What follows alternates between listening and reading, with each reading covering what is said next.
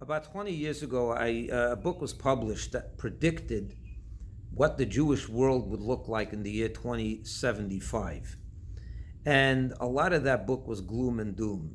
Based on statistics, based on the reality, it didn't look good for the Jewish people. That was the summary of it.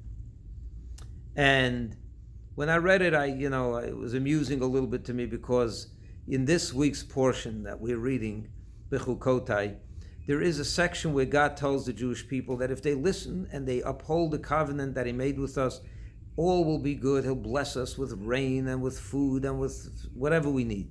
But if not, He goes on to list a whole list of terrible events, terrible things that will happen to us. It's like a curse.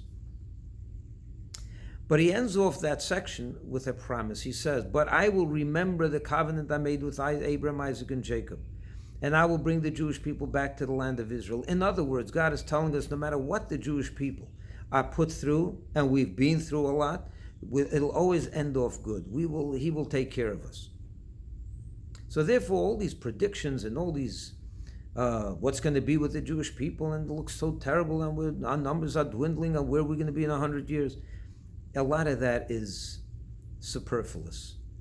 What I would worry about is something else. You see, these curses appear once again in the book of Deuteronomy, but with a number of differences. You see, over there, that all the curses are written in the singular. In our portion, it's written in the plural. That's one difference. The second difference is that while the curses in our portion end off with a promise that God will remember the covenant of Abraham, basically that we're going to be okay, in the book of Deuteronomy, it doesn't end off with that promise. No such promise is made.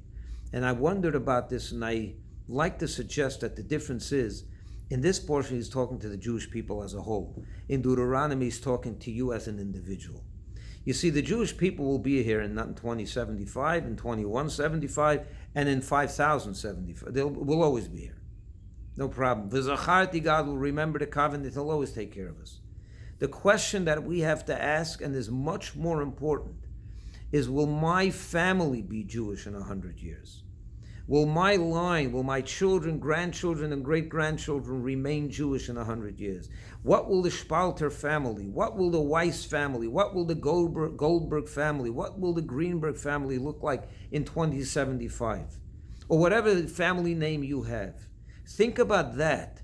What will my family look like in 75 years from now, or in 50 years from now, or in 100 years from now?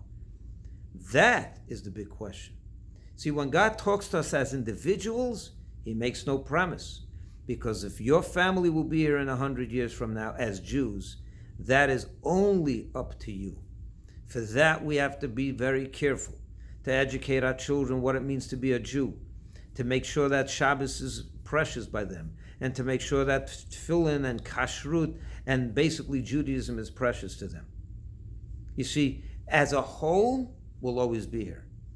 As an individual, that's a very different story. That only you can guarantee. See, when God talks to the individual, He doesn't say a promise that you will always be here. We're not sure about that. And indeed, many families have been lost to assimilation. They're just not here anymore. That's what we should think about. Not the Jewish people as a whole, the Jewish people as an individual.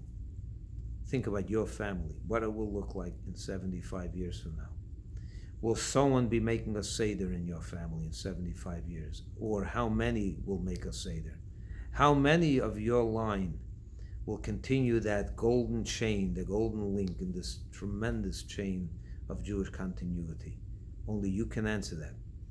I want to wish you good Shabbos, and may God bless you with all the blessings that are in these portions.